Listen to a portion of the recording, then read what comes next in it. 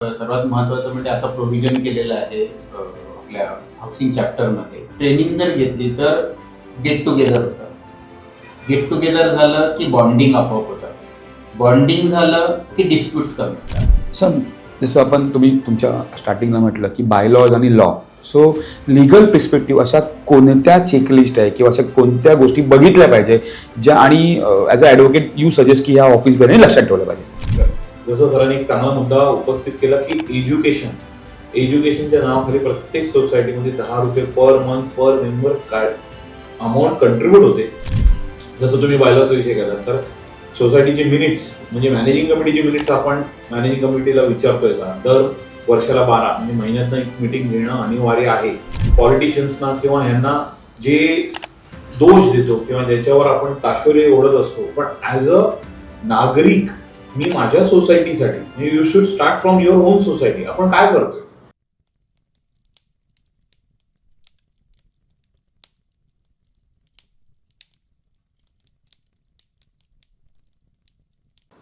नमस्कार, सी लक्ष्मण दाभोलकर. आज आपण गुढीपाडव्यानिमित्त एक सिरीज चालू केली, त्याचाच एक भाग. सो मी प्रॅक्टिस करत असताना सीईची मला काही समजलं की when we are dealing with the सोसायटीमध्ये मुख्यतः सेक्रेटरी, चेअरमॅन, ट्रेझरर आणि ह्याच्या व्यतिरिक्त बॉडी असते एक ऑफिस बेररच्या व्यतिरिक्त मॅनेजमेंट कमिटी बॉडी असते. ह्यांचे मुख्य प्रॉब्लेम म्हणजे सोसायटी चालवणं. आता सोसायटी चालवताना ती नीट चालली पाहिजे, स्मूथ चालली पाहिजे, कंप्लायन्स फॉलो केले पाहिजे, लोकांचे प्रॉब्लेम हँडल केले पाहिजे. हे करत असताना भरपूर असे प्रश्न त्यांच्यासमोर येतात आणि बहुतांश वेळा हा थँकलेस जॉब आहे. थँकलेस जॉब असल्यामुळे त्यांचा वेळ तिकडे देणं आणि कसं मॅनेज करणं हे नेहमी त्यांची ताळंबळ उडी असते. ह्याच्याच रिलेटेड ह्या गोष्टीचं उत्तर प्रश्न देण्यासाठी माझ्याबरोबर 2 एक्सपर्ट आजच्या या पॉडकास्टमध्ये, या संवादमध्ये मी इन्व्हाइट केले आहेत. सो जाणून घेऊया सोसायटी, ऑफिस बेरर आणि मॅनेजमेंट कमिटीचे प्रॉब्लेम कसे आपण सॉल्व्ह करू. सो माझ्याबरोबर एका साईडला आहेत संजय दवी सर आणि दुसऱ्या साईडला आहेत advocate Kedar decay sir. So सर्वप्रथम सर नमस्कार आणि तुमच्या या आजच्या संवादामध्ये तुमचं मी मनापासून स्वागत करतो. सो आजचा आपला विषय, मी परत म्हणतो की पॉडकास्ट म्हणणार नाही, मी संवाद म्हणतो. आजचा जो संवाद आहे की एक हाऊसिंग कोऑपरेटिव्ह सोसायटी म्हटलं सहकार्य, एकमेका सहाय्य करू. पण हे सहाय्य करत असताना भरपूर प्रॉब्लेम त्या सोसायटीमध्ये होतात.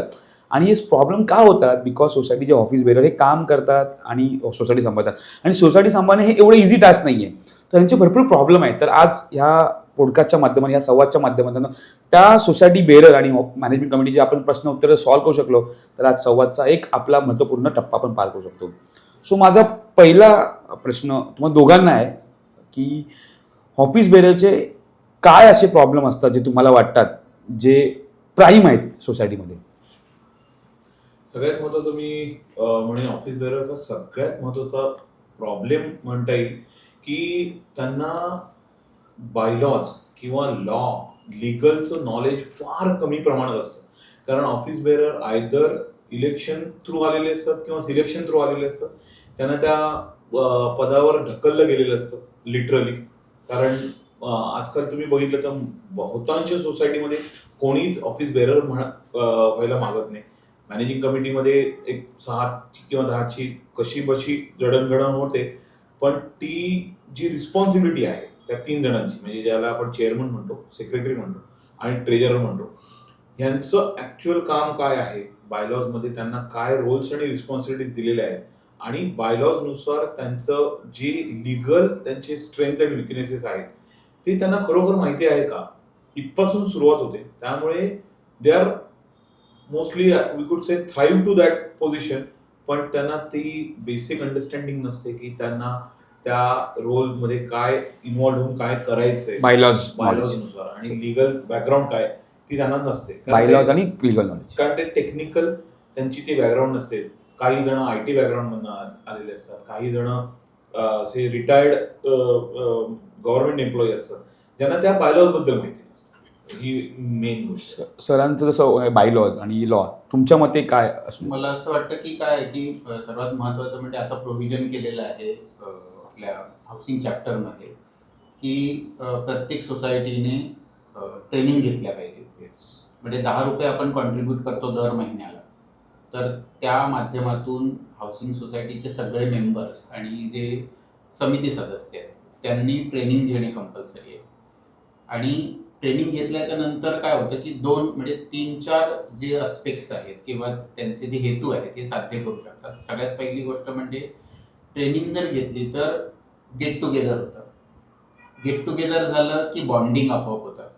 बॉन्डिंग झालं की डिस्प्यूट्स कमी होतात. वा. सगळ्यात महत्त्वाची गोष्ट आहे. डिस्प्यूटलेस सोसायटी एकदा जर झाली तर बऱ्याच गोष्टी ज्या आहेत ह्या सॉल्व्ह तिथेच होतात. मुळात काय होतं की जर एकमेकांना ओळखत नसतील, एकमेकांचे विचार एकमेकांना पटत नसले की मग डिस्प्यूट सुरू होतात आणि क्षुल्लक कारणांवरून सुद्धा सोसायटी जी आहे त्याच्या तक्रारी डेप्युटी रजिस्ट्रारकडे जातात. आता डेप्युटी रजिस्ट्रारच्या कार्यालयामध्ये एवढा म्हणजे थप्पी पडलेली असते त्या तक्रारींची, त्यातले काही तक्रारी ज्या आहेत ह्या अटेंड केल्या जातात, तर काही फक्त नोटीस बजावून किंवा याचा अहवाल पाठवा आणि हे कमिटीला सांगितलं जातं आणि तुम्ही आपापसात हे सॉल्व्ह करून म्युच्युअली सॉल्व्ह करा. म्युच्युअली सॉल्व्ह करा एवढंच सांगितलं जातं किंवा सहकार न्यायालयात जा एवढंच उत्तर दिलं जातं. त्याचं म्हणजे जर समजा सहकारी संस्था चालवायची असेल तर सहकार हा जो महत्वाचा जो गाभा आहे त्याचा कोऑपरेशन तेच जर नसेल तर सहकारी संस्था चालत नाही. तीच मुख्य अडचण आहे. दुसरं एक याच त्याच्यावर मी एक्सटेंड करू इच्छितो की प्रोफेशनल बॉडी ऑफ कमिटी ही फार कमी बघायला मिळते आपल्याला.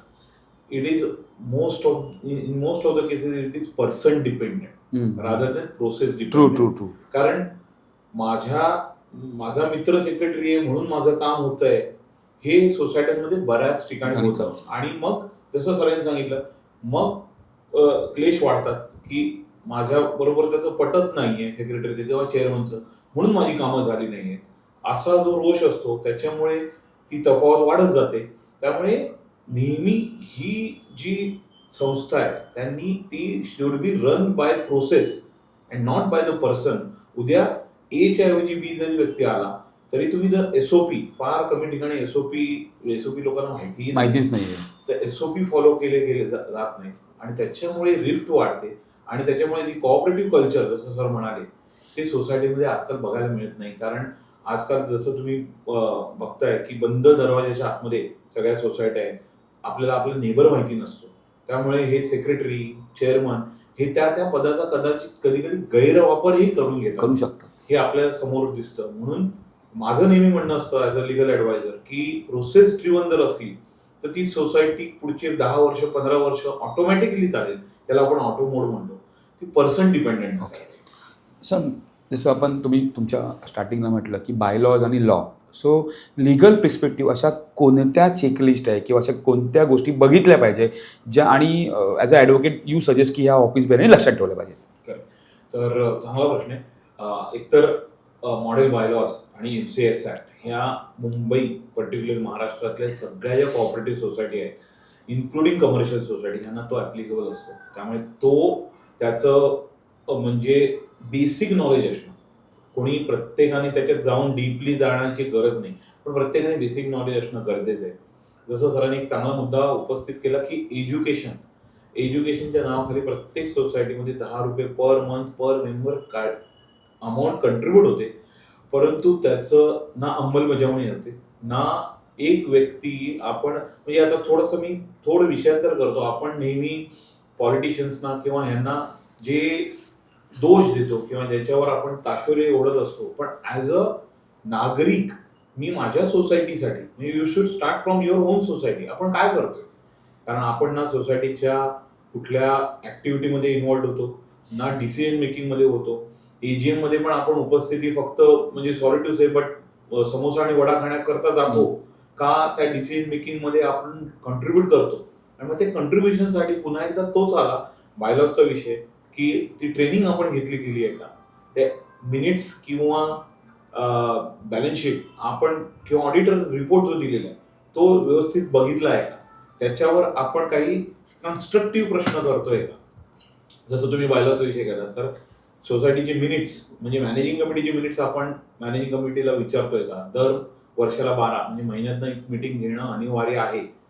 आपण as a member, not as a committee member, पण ॲज अ मेंबर म्हणून मी त्या सोसायटीच्या कमिटीला विचारतोय का तुमच्या 12 मीटिंग झाल्या आहेत का, त्याचे अजेंडे फिक्स आहेत का, त्या अजेंडेनुसार कामं झाली आहेत का, आणि मागच्या एजीएमच्या मिनिट्समधनं झालेल्या सगळ्या अप्रुव्हल्सनुसार वर्षभरात जे काही बजेट सादर केलं होतं त्यानुसार बाकीची कामं झाली आहेत का, ह्या गोष्टींचं जर परामर्श जर आपण केला ॲज अ मेंबर म्हणून किंवा पाठपुरावा केला तर बऱ्याचशा गोष्टी ज्या एजीएम मध्ये भांडणं होतात किंवा एजीएम मध्ये जे रिफ्ट होतात ती कमी होतील. तुम्ही त्या वेळेला चेक्स अँड बॅलन्सेस तुमच्या मॅनेजिंग कमिटीवर पण ठेवू शकता आणि सिमिलर वे मॅनेजिंग कमिटीला पण कळेल की तुम्ही पण तेवढेच इन्व्हॉल्ड आहात. मॅनेजिंग कमिटीला पण चेक्स अँड बॅलन्सेस राहील की आपल्यावर पण कोणीतरी watch नियंत्रण करणं. ठेवतंय आणि आपण आपल्या मेंबरसाठी काहीतरी करायचंय ही जेव्हा भावना होते तेव्हा मग हे फ्रॉड म्हणा किंवा नॉन कम्प्लायन्स म्हणा ह्याची रेशो कमी होऊ शकतो आणि मग तो एसओपी वर येतो.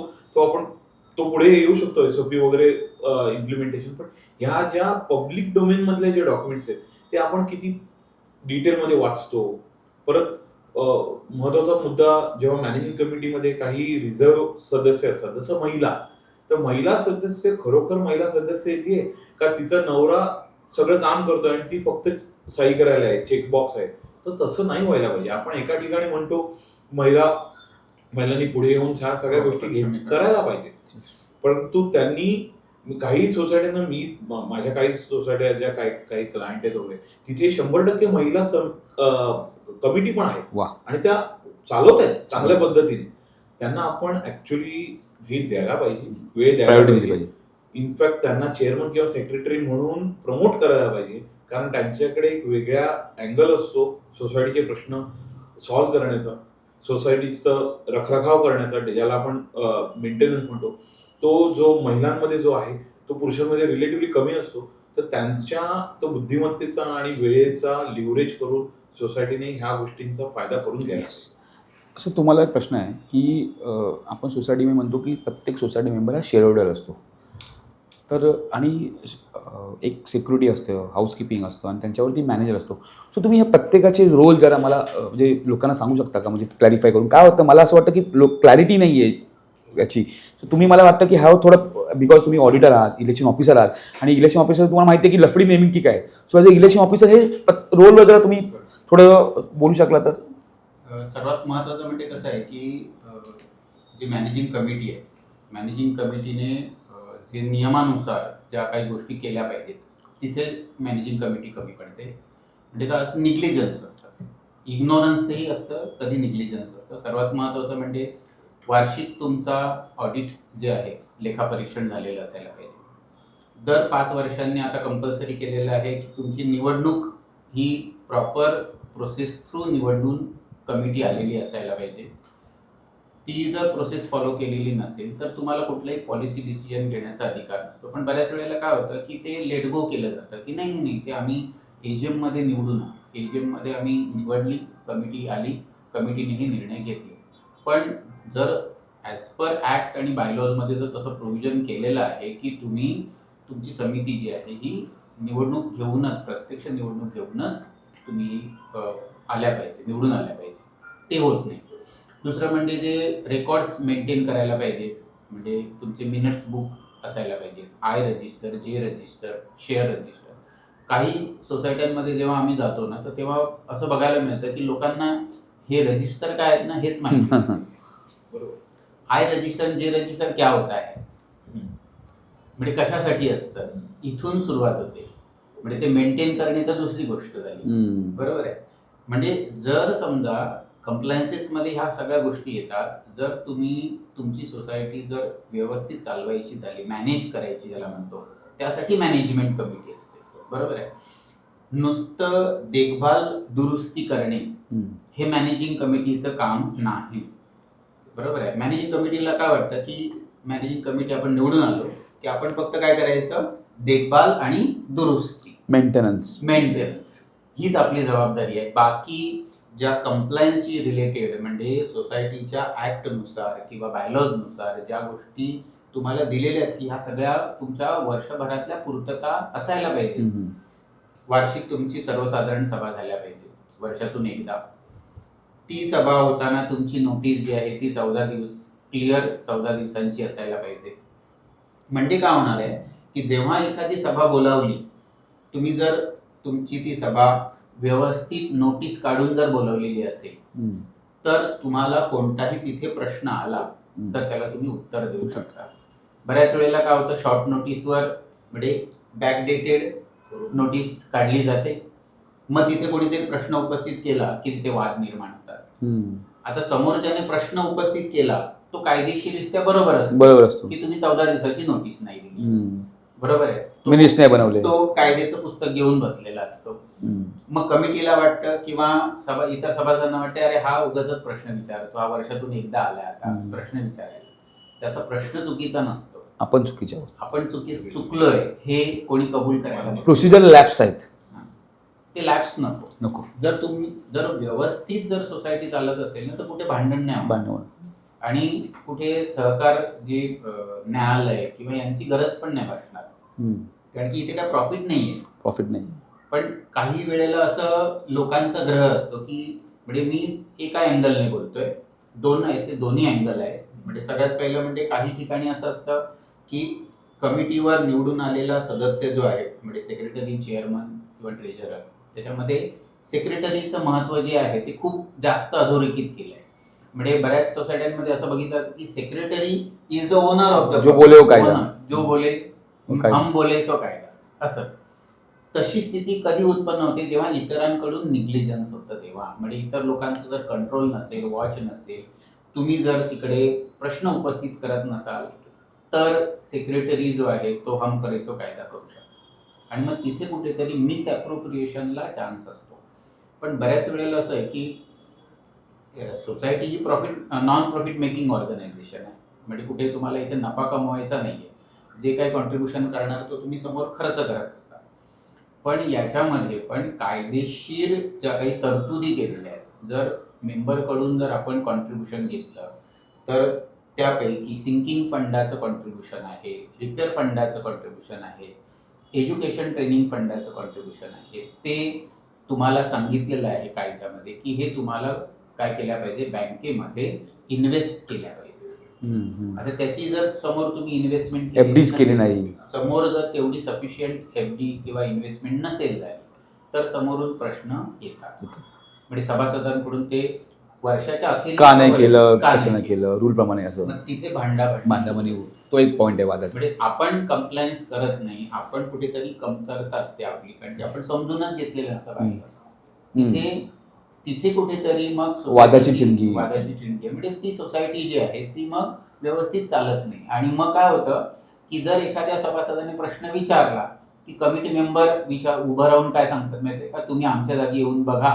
कॉमन डायलॉग म्हणजे आम्ही चुकलोय, मेन प्रश्नाचं उत्तर टाळतात, इमोशनल लेवल जातात. ह्याचाच रिलेटेड एक क्वेश्चन आहे तुम्हाला दोघांनाही. आपण नॉर्मली काय होतं, तुम्ही म्हटलं की 5 वर्षांनी कमिटी चेंज होते किंवा मध्येही चेंज होते कधी काय आलं. सो इकडे एक सगळ्यात मोठा जो प्रश्न आहे hand over. So legal point of view आणि ॲज अ तुम्ही ऑडिटर आणि इलेक्शन ऑफिसर दोन्ही point of view let me know की हँडओव्हर करताना एक कमिटीकडून दुसऱ्या कमिटीकडून किंवा रजिस्टर आलं आहे आणि आता कमिटी अपॉइंट झाली आहे तर हँडओव्हर होतं किंवा बिल्डरकडनं आपलं हँडओव्हर होते. ह्या तिन्ही केसमध्ये हँडओव्हर घेताना नवीन कमिटीनी ॲज अ ऑफिस बेरर काय काय डॉक्युमेंट चेक केलं पाहिजे आणि काय काय डॉक्युमेंट बघितलं पाहिजे लिगल आणि. मी बिल्डर हँडओव्हरचं जास्त प्रकाश टाकतो त्याच्यावर की आता बिल्डर हँडओव्हर हे जास्त व्हायला लागेल. हा फिनॉमिना गेल्या 15-20 वर्षात कमी होता कारण सोसायटी सेटअप झालेलं. आता रिडेव्हलपमेंटमुळे builder handover is a now become very very essential. हँडओव्हरमध्ये एकतर बिल्डर हँडओव्हर करून सोसायटीला तो पूर्ण कारभार सुपूर्द करताना बऱ्याच अडथळा येतो. ह्या अडथळा येण्यामागे सगळ्यात महत्वाचा विषय असाच असतो की बिल्डर एकदा प्रोजेक्ट करून झाला की त्याचं टार्गेट असतं दुसऱ्या प्रोजेक्टचं. त्यामुळे तो हँडओव्हरमध्ये स्वतःचा वेळ, पैसा आणि एनर्जी खर्च करत नाही. परंतु ॲज अ सोसायटी आमचं नेहमी सोसायटींना एकच सांगणं असतं की ह्या हँडओव्हरमध्ये तुम्ही एक proper consultant, legal advisor appoint करा. कारण सोसायटी पण नवीन असते रिलेटिव्हली. जुन्या सोसायटीचं जरी रिडेव्हलपमेंट झालं असलं तरी नवीन सभासद त्याच्यात ॲड होतात जवळजवळ 50%. त्यामुळे त्यांची अजून मोठ बांधली गेलेली नसते. त्यामुळे तुम्ही जर एक प्रोफेशनल इथे एजन्सी अपॉइंट केली तर तुमचं बऱ्यापैकी काम एकदम विनासायास होऊ शकतं. आता कुठले डॉक्युमेंट असायला पाहिजे किंवा काय त्याच्यावर फोकस असायला पाहिजे, चेकलिस्ट. सगळ्यात महत्वाचं म्हणजे फायनान्शियल डॉक्युमेंट. कारण जिथे हँडओव्हर आला, फायनान्शियल डॉक्युमेंट नक्की काय? फायनान्शियल डॉक्युमेंट म्हणजे आतापर्यंत सगळ्यात महत्वाचं इथे काय असतं, बिल्डर जनरली 2 वर्ष आपल्याकडे हातात सोसायटी ठेवतो, 1 ते 2 वर्ष, आणि ऍडव्हान्स मेंटेनन्स त्याने कलेक्ट केलेला असतो.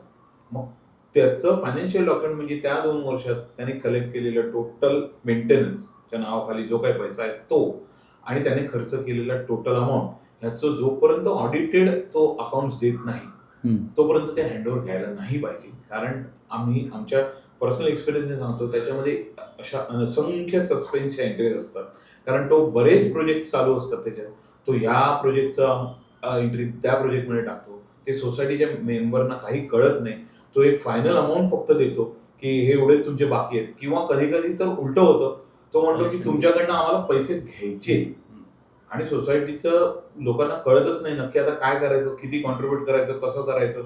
कारण तोपर्यंत तो मेन डॉक्युमेंट सोसायटीचे देत नाही, म्हणजे ओरिजिनल ओसी, ओरिजिनल प्लान्स, सगळ्या प्रकारचे, किंवा कन्व्हेन्स फॉर दॅट मॅटर, जे मोफा ऍक्ट किंवा रेरा ऍक्ट नुसार पण 4 महिना within 4 months from the OC द्यायला पाहिजे. ते आपल्या बाकायदा आपल्या अग्रीमेंटमध्ये लिहिलेलं असतं. पण आपण प्रॉब्लेम असा आहे की आपण सुशिक्षित आहोत, पण आपण ते प्रॉपरली वाचतो का अग्रीमेंट?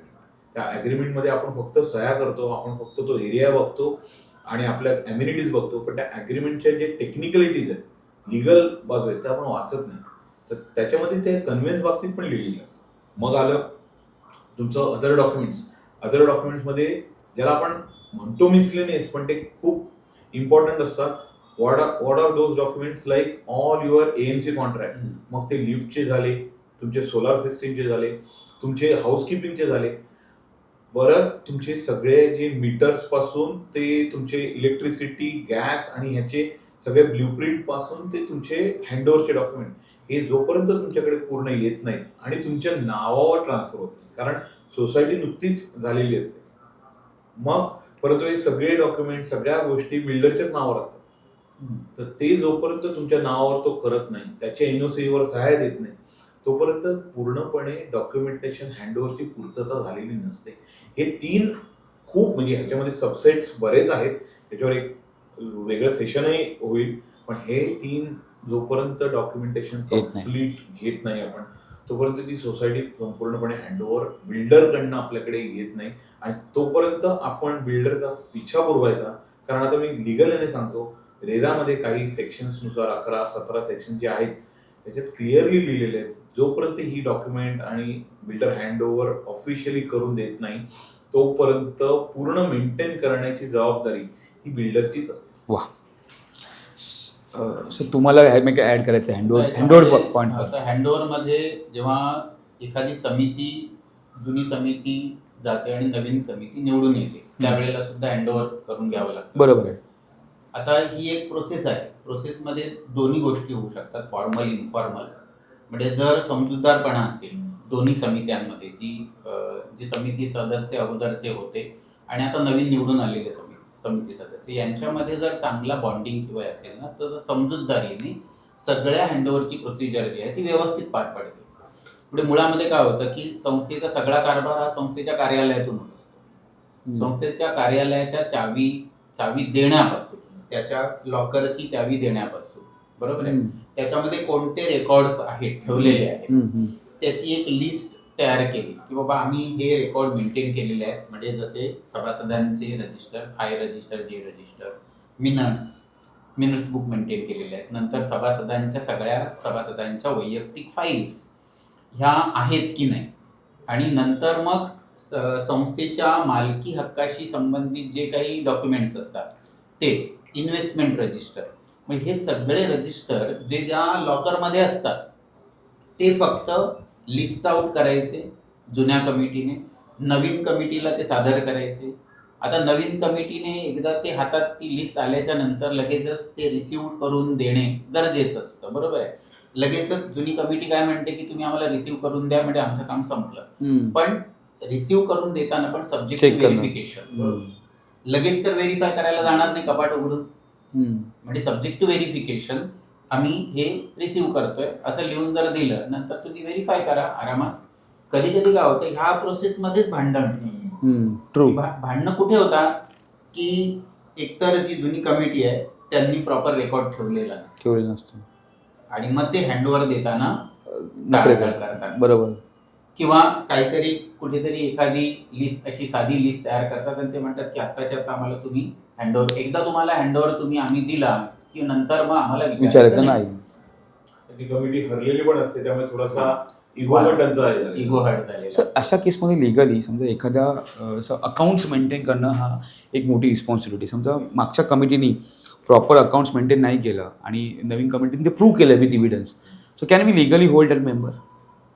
हो, तुम्ही पण सांगा, मी बोलतो. म्हणजे पहिल्यांदा तुम्ही सांगा, म्हणजे कसं होतं की लिगली तुम्ही सो सांगा. एनी टाइम, कारण अशा वेळेस पहिली गोष्ट म्हणजे जर नवीन कमिटीला जर काही डाऊट आला की हे मेंटेन केलेलं नाहीये, किंवा हँडओव्हर करताना जसं सरांनी सांगितलं की सब्जेक्ट टू व्हेरिफिकेशन, आणि व्हेरिफिकेशनच्या वेळेस त्यांना कळेल की मेंटेन केलेलं नाहीये प्रॉपर, एफडी रिसिट्स हरवल्या आहेत, किंवा मिस अप्रोप्रिएशन आहे, किंवा कॅशच्या पण बाबतीत असेल, किंवा काही कॅशच्या एंट्रीज दिसत असतील, तर they have a right to go for another audit.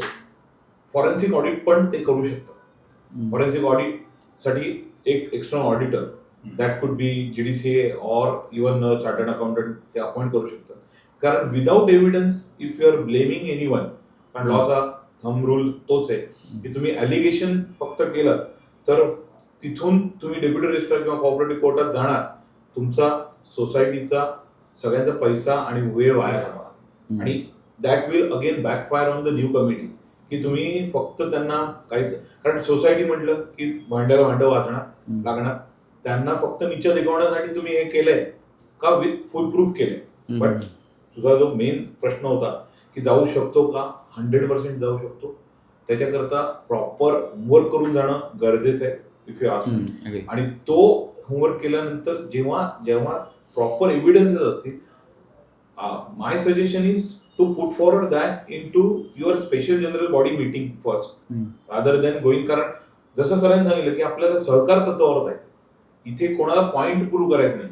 कदाचित असंही असेल की एखादी व्यक्ती आधीच्या कमिटीमध्ये खूपच ऑटोक्रेटिक असेल आणि त्याच्यामुळे बाकीचे ड्रॅग होत असतील. उद्या तुम्हाला 4 माफीचे साक्षीदार मिळतील आणि ते म्हणतील हे आमच्याकडनं चुका झाल्या, आम्ही त्या रेक्टिफाय करायलाही तयार आहोत. सोसायटीचा पैसा, वेळ आणि सगळ्यांचंच मनस्ताप वाचू. किती वेळ थांबलं पाहिजे आपण ह्या गोष्टीसाठी?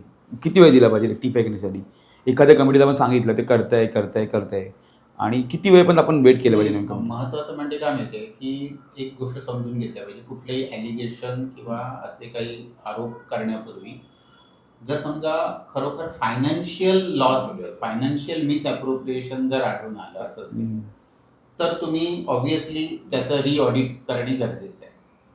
पण सगळ्यात पहिलं म्हणजे त्याचं क्वांटम किती आहे, व्हॉल्यूम काय आहे, बरोबर आहे. तुम्हाला नुसता डाऊट आला की बाबा हे असं मिसअप्रोप्रिएशन झालं, पण त्याचं जर व्हॉल्यूम जे आहे ना ते जर कमी असेल आणि तुम्ही नाहक त्यासाठी जर वेळ घालवणार असाल, सगळ्या सभासदांचा सुद्धा आणि तुमचा स्वतःचा सुद्धा, म्हणजे वेळही जातो आणि पैसाही जातो.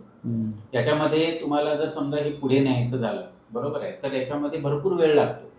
कारण की तुम्हाला स्टेप बाय स्टेप जावं लागतं. पहिल्यांदा डेप्युटी रजिस्ट्रारकडे जावं लागणार, मग नंतर मग ते अपिलात गेले की पुन्हा रिजनल याच्याकडे जावं लागणार आहे. हे सगळं नंतर मग कोऑपरेटिव्ह कोर्टामध्ये पण जावं, कधी हायकोर्टात पण जावं लागतं. मग हे सगळं करत बसायला तुमच्याकडे तेवढा वेळ असतो का? दुसरी गोष्ट म्हणजे संस्थेचा पैसा याच्यामध्ये जातो. कारण की तुम्ही जर एखादा लीगल अपॉइंट केला, लीगल ॲडवायझर अपॉइंट केला, तर त्याची फी तुम्हाला ऑब्व्हियसली द्यावी लागणार. आता तुम्ही जो शोधलाय, जे काय ते आरोप करताय, त्याच्यामध्ये झालेला जो लॉस आहे, संस्थेला झालेले फ्रॉडमध्ये झालेला काही लॉस, नुकसान, ते किती आहे, आणि आता तुम्ही जे पेमेंट करणार आहात लीगल केस आणि याच्यासाठी, आणि जो वेळ जाणार आहे, याचं काहीतरी कुठेतरी गणित कॉस्ट इफेक्टिव्ह झाला पाहिजे. अदरवाईज जर लाखोमध्ये जर काहीतरी मोठा फ्रॉड झालाय आणि तुम्ही हे करताय तर अगदी बरोबर आहे. पण जर समजा तुमचं व्हॉल्यूम कमी आहे, खूप कमी आहे, आणि त्याच्यासाठी उगाच कुठेतरी स्वतःचा इगोसाठी जपण्यासाठी जर तुम्ही करत असाल तर ते अगदी चुकीचं आहे. काही लोक तर क्षुल्लक कारणासाठी तक्रारी घेऊन जातात. काय तर मिनिट्स मी मागितले त्याची कॉपी मला मिळाली, पण मिनिट्स मेंटेन केलेच नसेल. समजा आता एखाद्या कसं असतं, भरपूर सोसायटीमध्ये असं होतं की ऑफिस बेरेचं तुम्ही म्हटलं, आता काही कधी कधी कसं असतं, सगळ्यांना जसं नॉलेज असतं, जसं काही शिकलेले लोक असतात, जाऊन सांगतात अरे ऑफिस मिनिट्स मेंटेन केले का, ते होतं नाही केलं, आप मेंटेन कधी देणार. अशा वेळी सेक्रेटरी किंवा चेअरमॅन त्याची ॲक्शनच घेत नाही. 2 महिने 3 महिने झाले, अशा वेळी त्या मेंबरनी काय करावं? सर्वात पहिलं म्हणजे काय माहिती आहे की मिनिट्स इम्पॉर्टंट आहेत ना, आहे अगदी आणि बरोबर मंथली आहे. मिटिंगचं पण मिनिट्स इम्पॉर्टंट आहे. बिकॉज दिस इज कसं आहे, म्हणजे मिनिट्स मी का म्हणतो इम्पॉर्टंट आहे, मी काही बोलेल किंवा हे काही बोलेल, पण मिनिट्समध्ये जे लिहिलं गेलं ते तर कोण बदलू शकत नाही ना. आता मिनिट्स मेंटेन करणे गरजेचं आहे. जर समजा आता महत्वाचा मुद्दा कुठे येतो की बरेच सोसायटीचे जे सभासद असतात, जे कमिटी ऑफिस बेअरर असतात, ते काय सांगतात की आम्ही व्हॉलंटरीली हे काम करतो, त्यामुळे ही व्हॉलंटरी सर्व्हिस आहे की थँकलेस जॉब आहे, आम्हाला तेवढा वेळ नसतो वगैरे.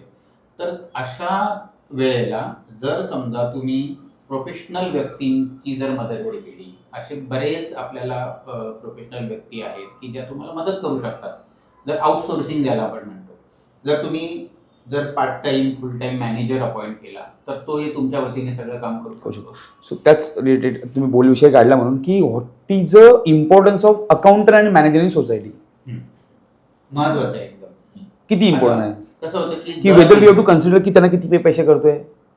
सर्वात महत्वाचं काय आहे की जिथे वादाच्या ज्या गोष्टी असतात या सगळ्या फायनान्शियल रिलेटेड असतात, बाकी कुठे काही नसतं. आता जर समजा मी जर सोसायटीला पैसे देतोय तर त्याचं प्रॉपर अकाउंटिंग होणे गरजेचं आहे, ही एक सामान्य अपेक्षा असते त्या सभासदाची, आणि त्याला तो प्रश्न विचारायचा अधिकार असतो त्याला एजीएम मध्ये. 1 वर्षापर्यंत तो गप्प असतो, बरोबर आहे. पण जेव्हा आपण एखाद्या सभासदाकडून काही कॉन्ट्रीब्युशन म्हणून पैसे घेतोय तर त्याचं अकाउंटिंग होणे गरजेचं आहे. मग ते जर प्रॉपर अकाउंटिंग जर कमिटीला करणे किंवा त्या ट्रेजररला करणे शक्य नसेल तर त्यांनी अकाउंटंट म्हणून तुम्ही आउटसोर्सिंग करू शकता. आज बाजारामध्ये बऱ्याच गोष्टी आहेत, तुम्हाला प्रोफेशनल अकाउंटंट अवेलेबल आहेत, त्यांच्याकडून जर तुम्ही सर्व्हिसेस केल्या तर तुमचं सगळं रेग्युलरली मेंटेनन्स बिलं जी आहेत ती जनरेट होतील. कोणाच्या क्वेरीज आल्या तर त्या तिथल्या तिथे सॉल्व्ह होतील, बरोबर आहे. आणि जर रेग्युलर मेंटेनन्स रिकव्हरी झाली तर पुन्हा ड्यूज रिकव्हरीचा प्रश्न येणार नाही. पण जर आपण प्रोफेशनल सर्व्हिसेस हायर नाही केल्या तर कुठेतरी आपण मिस्टेक करणार, मग चुकीची बिलं निघाली की मग ट्रेजरर आणि यांच्यामध्ये वाद निर्माण होणार.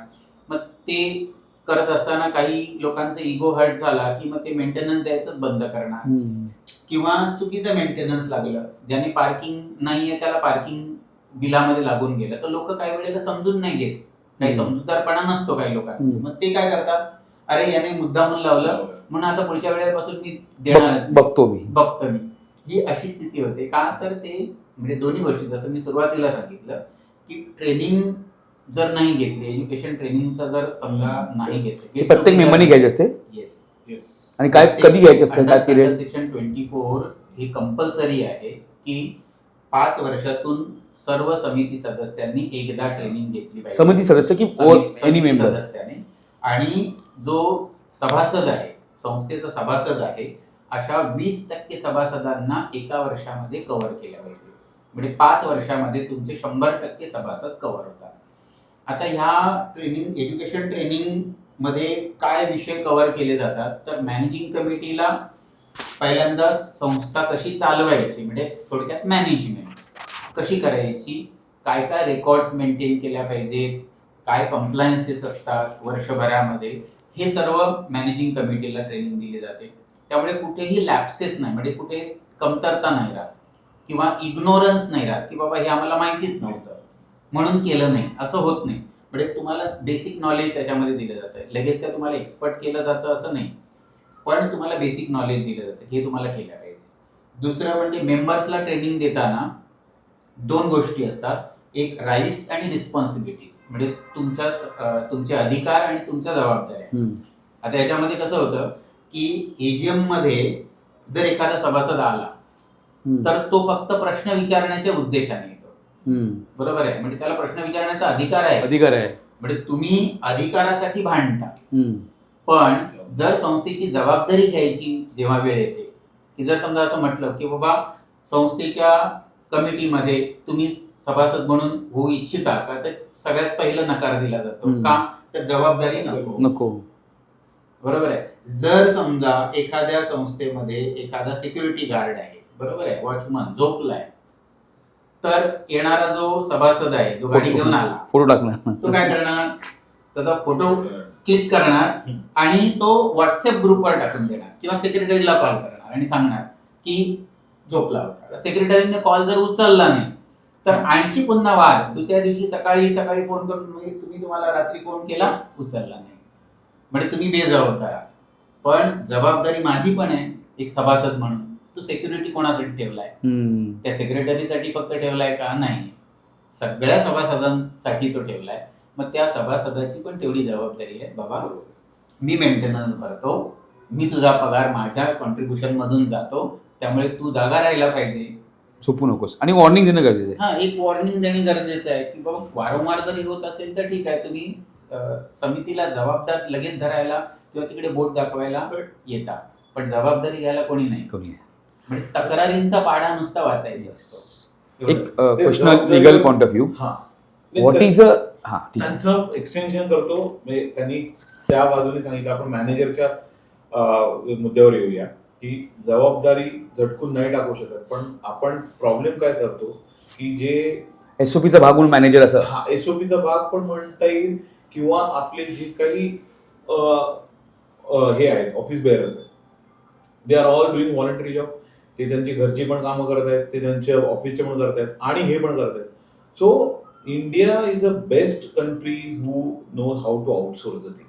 तोच लॉजिक तुम्ही जर इकडे लावला आणि ही तुमची संपूर्ण जबाबदारी एका प्रोफेशनल एजन्सी मॅनेजरवर दिली, तर तो काय करेल या सगळ्या गोष्टींचं, because he is a paid servant, तुम्हाला त्याची अकाउंटेबिलिटी राहील.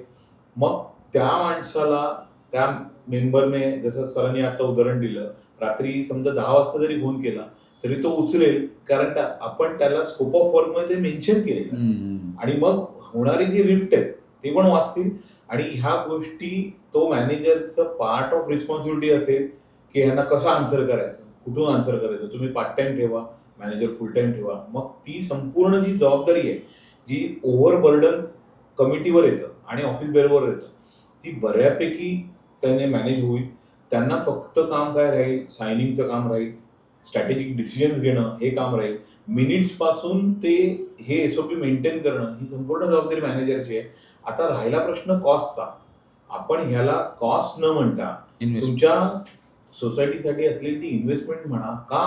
कारण आज XYZ जर ऑफिस बेअरर असेल तर उद्या तुम्ही पण ऑफिस बेअरर होणार आहात आणि तुम्ही पण त्याचा ऍडव्हान्टेज तुम्हाला मिळणार आहे. असं तुम्ही समजू नका की हा मॅनेजर ह्यांच्या अंडरच काम करणार आहे. तो सगळ्या सोसायटीचं काम करणार आहे आणि त्याची टोटल कॉस्ट जर पर मेंबर पकडली गेली तर it will not be more than 100-200 rupees per member per month. ते व्हेरी इझी. म्हणजे आज कॉस्ट ऑफ पिझ्झा पेक्षा तुम्ही कमी अमाऊंट मध्ये तुम्ही एका मॅनेजरला सर्व्हिस पण देऊ शकता. त्याच्यातनं तुम्ही एक रोजगार पण निर्माण होतो. ज्या आपण म्हणतोय की सहकार आहे क्षेत्र, त्या सहकारमध्ये सगळ्यांना जॉब मिळू शकतो. तुमची सोसायटी पण चांगल्या पद्धतीने मेंटेन होऊ शकते. True, agree. आणि रात्री 11-12 वाजता जे सेक्रेटरी आणि चेअरमनला जाणारे फोन आहेत ज्याच्यामुळे त्यांच्या फॅमिलीमध्ये पण जे प्रॉब्लेम्स होणार असतात तेही काही मेजर प्रमाणात तुम्ही अवॉइड करू. So we can conclude like this way, to set a SOP आणि टू रिड्यूस द बर्डन, म्हणजे ऑफिस बेअरचं बर्डन कमी करण्यासाठी एक SOPचा भाग म्हणून एक प्रोफेशनल अकाउंटंट, एक प्रोफेशनल मॅनेजर असणं गरजेचं आहे. Because already security supervisor, housing supervisor असतात, पण हे जे म्हणतो ना नोटीस एरिया आहेत, लाईक अकाउंटंट आणि मॅनेजर, हे कोण ठेवत नाही पैसे वाचवण्यासाठी, तर ते ठेवणं गरजेचं आहे. सो एक प्रश्न माझा असा होता की what is a right time, म्हणजे आपण शॉर्टमध्ये घेऊ, what is a right time to have a conveyance and डिमकन्व्हेन्स.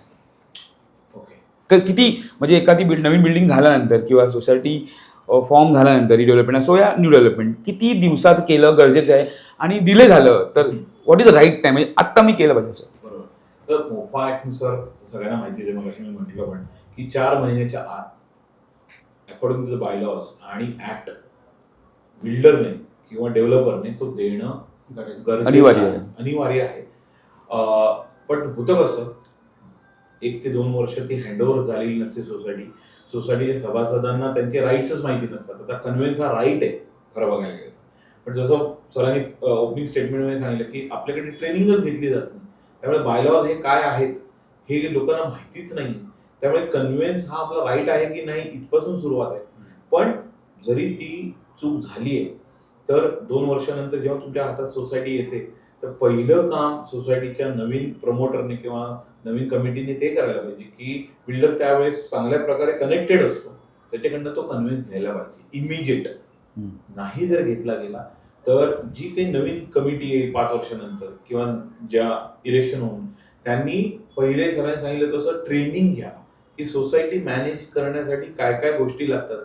त्यातला पहिल्या 5 अजेंडामध्ये कन्व्हेन्सचा मुद्दा असतो की तुम्ही कन्व्हेन्स करून घ्या. आणि जर तुम्ही लोकांनी म्हणजे बाकीच्या सोसायट्यांनी पण ऑडिट रिपोर्ट फॉर्म 21 आणि 28 आणि 1 बघितला असेल तर ऑडिटरचं एक परपॅच्युअल रिमार्क असतो किंवा डिस्क्लेमर की या सोसायटीचं कन्व्हेन्स झालेलं नाही, आणि ते आपण सोडून बाकीच्या सगळ्या गोष्टी बघत बसतो. साधं कन्व्हेन्स झाले की नाही हे आपल्याला कुठल्या गोष्टीवरनं कळू शकतो. आपलं इलेक्ट्रिसिटीचं म्हणजे सोसायटीचं बिल आहे ते अजूनही बिल्डरच्या नावाने असतं, त्याच्यावर आपण टॅक्स पण असतात, प्रॉपर्टी टॅक्स हे आपण कानाडोळा करतो. आपण आपलंच फक्त बिल बघतो, आपलं प्रॉपर्टी टॅक्सचं बिल बघतो. पण जेव्हा आपण ॲज अ सुजाण नागरिक म्हणून सोसायटीसाठी काहीतरी करायला जाऊ तर आपल्या कमिटीच्या चुका काढण्याच्या ऐवजी ह्या गोष्टी काय आपण करेक्ट करू शकतो आणि त्याच्यात माझा रोल ॲज अ मेंबर म्हणून काय आहे किंवा मी काय कंट्रीब्युशन करू शकतो. माझ्याकडे समजा मी बीएमसी मध्ये कामाला आहे किंवा माझ्या कोणी आपतेष्ट असेल तर मी त्या कन्व्हेन्सच्या बाबतीत कुठे जाऊन धडपड करू शकतो का, हे पण सोसायटीसाठी केलेले कॉन्ट्रीब्युशनच आहे. मग ते कन्व्हेन्स जर तुम्ही व्हॉलंटरीली कमिटीला सपोर्ट केला तर कमिटी तुम्हाला सपोर्ट करेल.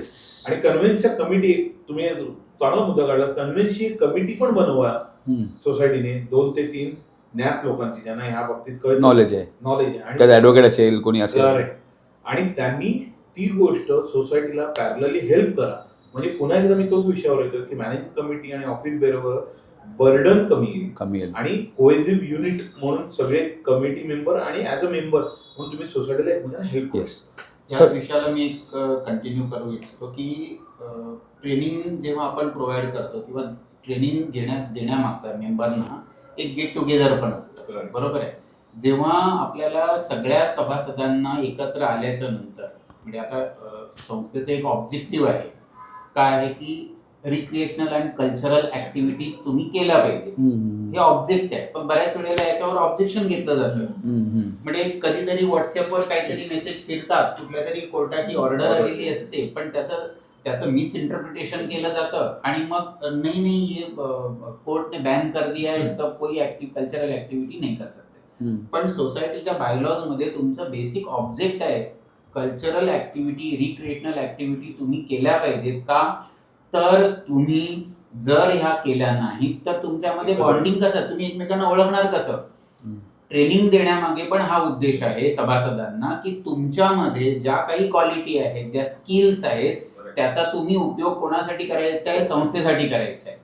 मग संस्थेमध्ये एखादा डॉक्टर असेल, जर एखादा सभासद काही इमर्जन्सी आली, अचानक आजारी पडला, काही झालं तर सगळ्यात पहिल्यांदा आपला शेजारी धावून येतो, बरोबर आहे. नातेवाईक नंतर येतात. मग जर सगळ्यांना ही माहिती असेल की आपल्या संस्थेमध्ये एक डॉक्टर आहे जे चांगले फिजिशियन आहेत किंवा ते हार्ट स्पेशलिस्ट आहेत, काही आहेत, तर सगळ्यात पहिला आपण त्यांना कॉल करणार ना. म्हणजे त्यांनी जर समजा ही उपलब्धता जर कधी कळते लोकांना, जेव्हा तुम्ही त्यांची ओळख करून घ्याल तेव्हा. नाही तर बऱ्याच वेळेला काय होतं, लिफ्टने जाताना आपण एकमेकांचा चेहरा पण बघत नाही.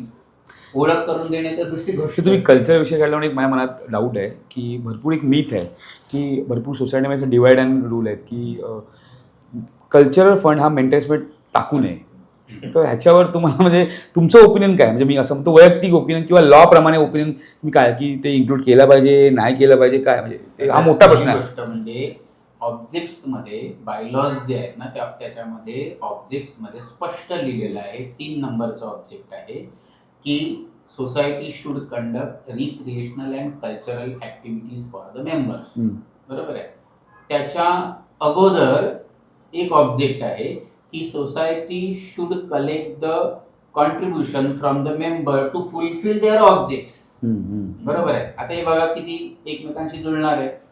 म्हणजे रिक्रिएशनल कल्चरल ऍक्टिव्हिटी कंडक्ट करायला पाहिजे आणि ऑब्जेक्ट्स फुलफिल करण्यासाठी कॉन्ट्रीब्युशन केल्या पाहिजे. म्हणजे बायलॉज मध्ये तिथे प्रोव्हिजन आहे की तुम्ही रिक्रिएशनल कल्चरल ऍक्टिव्हिटी करा आणि त्याच्यासाठी फंड पण गोळा करा. नाही त्यात काही असं असतं की I don't want to be religious, पण त्यात हां. काही असे प्रत्येक समुदायाची लोक म्हणतात की ह्या सणाला आम्ही देणार नाही, ह्या सणाला आम्ही देणार नाही, हा आमचा सण नाही आणि आम्ही कल्चरला फंड देणार नाही. मग it's a mandatory or not? It's a mandatory Wien जर समजा याच्यामध्ये प्रोव्हिजन काय आहे की तुम्ही जनरल बॉडीमध्ये जेव्हा तुमचं बजेट डिसाईड करता वर्षाला, तेव्हा एक ठरवा की बाबा आपण ह्या संस्थेमध्ये हे सण साजरे करूया. बरोबर आहे. म्हणजे कोणाला डिस्क्रिमिनेट नाही करायचं. बरोबर, कोणाला दुखवायचं नाहीये.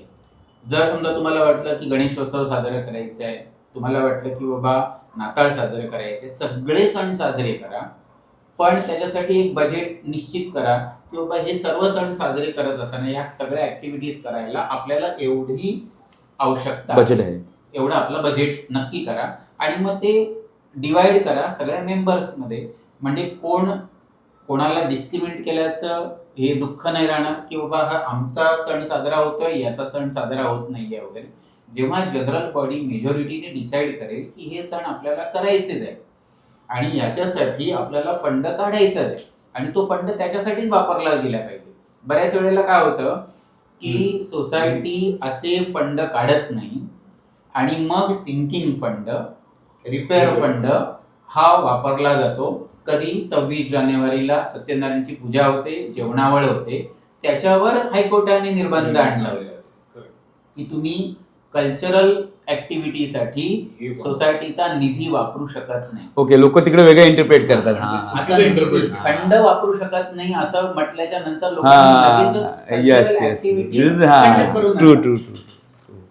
कोणता फंड वापरला गेलाय, म्हणजे तो फंड सिंकिंग फंड वापरला गेला, रिपेअर फंड वापरला गेला म्हणून ते आलं. सर क्विकली तुम्ही 5 पॉईंट सांगा जे मेंबरनी फॉलो केले पाहिजे कॉर्पोरेट सेक्टरमध्ये, आणि तुम्ही 5 पॉईंट सांगा जे ऑफिस बेअरनी फॉलो केले पाहिजे. मेंबरने फॉलो हा, to maintain decorum in society. Okay, सगळ्यात महत्वाचं म्हणजे 5 पॉईंट. सगळ्यात महत्वाचं म्हणजे इथं मी सरांनी जो सांगितलं त्या मुद्द्यावर अधोरेखित करीन की ऍज अ मेंबर म्हणून मी बेसिक बायलॉ वाचला पाहिजे. ओके. आणि दुसरं म्हणजे मी ती जी वर्षाची ट्रेनिंग आहे ती घेतली गेली पाहिजे. ओके. तिसरं, ऍज अ मेंबर मी सोसायटीला काय माझ्या स्किल सेटने मदत करता येईल ओके ती केली पाहिजे. चौथं, सोसायटीची बॅलन्स शीट पासून मिनिट्स पर्यंत सगळं वाचून ओके त्याच्यातनं म्हणजे खुसपट न इम्प्रूव्हमेंट पॉईंट इम्प्रूव्ह काय करते ते कर. Okay.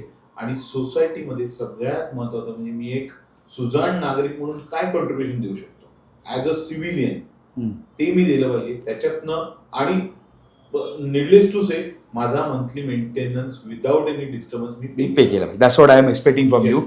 So as a office bearer मी 5 पॉईंट केले पाहिजे जेणेकरून माझ्या, बिकॉज ऑफिस बेअरर हे लीडर असतात सोसायटीमध्ये, they lead from example. So त्यांचं ओव्हरऑल त्यांनी 5 असे पॉईंट फॉलो केले पाहिजे जेणेकरून त्यांना सोसायटीमध्ये डेकोरम मेंटेन करायला मदत होईल. बिकॉज कधी कधी असं होतं की आपण म्हटलं नाही पाहिजे पण हेच लोक सोसायटीत एन्व्हायरमेंट खराब करतात. बरोबर. सगळ्यात पहिलं म्हणजे काय की ज्यांनी समितीमध्ये जे निवडून आलेले आहेत लोक, हे यांनी तिथे म्हणजे बऱ्याच वेळेला असं आहे की आता जेव्हा आपण तो अर्ज भरतो म्हणजे निवडून येण्यासाठी जो E5 म्हणून नॉमिनेशन अर्ज उमेदवारी अर्ज भरला जातो, त्याच्यामध्ये मागच्या बाजूला 4 डिक्लेरेशन दिलेले आहेत. त्या डिक्लेरेशनमध्ये एक डिक्लेरेशन आहे की मी व्हॉलंटरीली, मी स्व इच्छेने ह्या समितीमध्ये सभासद होऊ इच्छितो आणि मी ती जबाबदारी जी आहे ती स्वीकारतोय. बरोबर आहे. जेव्हा तुम्ही असं डिक्लेअर करून जेव्हा समितीचं सदस्य होता तेव्हा ती जबाबदारी तुमची असते, तेव्हा तुम्ही नकार देऊ शकत नाही की म्हणजे जेव्हा कधी कोणी ॲलिगेशन्स केले, आरोप केले, काय केले, तर आरोप करणे, ॲलिगेशन करणे प्रत्येक सोसायटीमध्ये होतच असतं. पण ते इग्नोर करून तुम्ही जर तुमच्या SOPs फॉलो केल्या, म्हणजे सगळ्यात पहिलं म्हणजे जे कंप्लायन्सेस आहेत, कंप्लायन्सेस कायद्यामध्ये जे महत्वाचं सांगितलेलं आहे की तुम्हाला हे केलं पाहिजे, तसं फॉलो करणं फॉलो करणे कंप्लायन्सेस. बरोबर आहे. कंप्लायन्सेस मध्ये सगळ्या गोष्टी आल्या म्हणजे एकदा जर तुम्ही रेकॉर्ड्स मेंटेन केले, अकाउंट मेंटेन करणं, अकाउंट्स मेंटेन केले व्यवस्थित, रजिस्टर, ऑडिट केलं, त्याचं रजिस्टर्स मेंटेन केले, तर तुम्हाला कोणी प्रश्न विचारण्याचं येणार नाही, कारण की त्या तुमच्या ऑडिटमध्ये कुठले रिमार्क्सच येणार नाही. बरोबर आहे. दुसरी गोष्ट म्हणजे काय, तर संस्थेमध्ये जेव्हा कोणताही निर्णय घ्यायचा असेल कमिटीने, तर कमिटीला त्या सदस्य संख्येच्या आधारावर एक लिमिटेशन दिलेलं असतं की बाबा जर 50 सभासदांची समिती असेल, सोसायटी असेल, तर त्यांना 50,000चं लिमिट दिलेलं असतं. त्या लिमिटच्या बाहेर जर समजा एखादा खर्च होणार असेल तर त्यासाठी तुम्हाला जनरल बॉडी मीटिंग कॉल करायला पाहिजे. बरोबर आहे. पण असं जर केलं नाही तर मग ऑब्व्हियसली काय होतं की तिथे वादाला ठिणगी तोंड मिळते. दुसरं म्हणजे जेव्हा तुम्ही बायलॉज मध्ये काही प्रोव्हिजन्स दिलेले आहेत की बाबा चेअरमनने हे काम केलं पाहिजे, सेक्रेटरीचं हे काम आहे. बरोबर आहे. आता जर सभासदांकडून एखादी तक्रार आली तर ती तक्रार जी आहे ती स्वीकारणे, नंतर त्याचं उत्तर देणे ही समितीची नैतिक जबाबदारी. नैतिक जबाबदारी. ती किती वेळात दिल्या पाहिजे हेही तिथे प्रोव्हिजन केलेलं आहे की बाबा तुम्हाला तक्रार आल्याच्या नंतर 45 दिवस तुम्हाला दिले जातात, त्यामध्ये तुम्हाला ती तक्रार निवारण केल्या पाहिजे किंवा त्याचं उत्तर तरी तुम्हाला लेखी दिल्या पाहिजे. पण ते असं होत नाही बऱ्याच वेळेला. म्हणजे हे करणे गरजेचं आहे. म्हणजे सेक्रेटरी चेअरमनची जबाबदारी नाही, संपूर्ण जबाबदारीची, कारण की त्याच्यामध्ये एक व्यक्तीने घेतलेला निर्णय हा जॉईंट आणि सेव्हरल असतो, सगळ्यांना लागू होतो, समितीच्या सगळ्या सदस्यांना लागू होतो. म्हणजे फक्त सेक्रेटरी चेअरमन जबाबदार नसतोय. पण बऱ्याच वेळेला काय होतं की सुसंवाद नसतो कमिटीतल्या सभासदांमध्ये आणि मग ते एकमेकांवर काय करतात, आरोप करतात की नाही सेक्रेटरीची जबाबदारी आहे ती, त्यांनी नाही उत्तर दिलं, मी काय करू. तसं न ढकलता सगळ्या समिती सदस्यांनी एकत्र राहणे गरजेचं आहे आणि त्याला जॉईंट आणि सेव्हरल लायबिलिटी म्हणून स्वीकारल्या पाहिजे. तिसरं आहे की जेव्हा तुम्हाला जबाबदारी एक प्रतिनिधी म्हणून तुम्ही असता, बरोबर आहे, संस्थेचे प्रतिनिधी म्हणून असता, त्यावेळेला प्रतिनिधी म्हणूनच तुम्ही वागल्या पाहिजे, बॉस म्हणून नाही वागल्या पाहिजे. जेव्हा तुम्ही बॉसिंग करता ना, म्हणजे कधी सेक्रेटरी असतो, चेअरमन असतो, बऱ्याच वेळेला बॉसिंग करतात. बरोबर. म्हणजे एखाद्या सभासदाने जर प्रश्न विचारला की त्याला लगेचच काहीतरी उलट उत्तर दिलं जातं, ते होता कामा नये. कारण की तुम्ही प्रतिनिधी म्हणून तिथे बसलेले आहात, तर तुम्हाला उत्तर देताना पण म्हणजे समोपचाराने उत्तर दिलं पाहिजे की समजून घ्या त्याचा प्रश्न आणि नंतर त्याचं उत्तर द्या, कुठे भांडण होणार नाही हे बघा.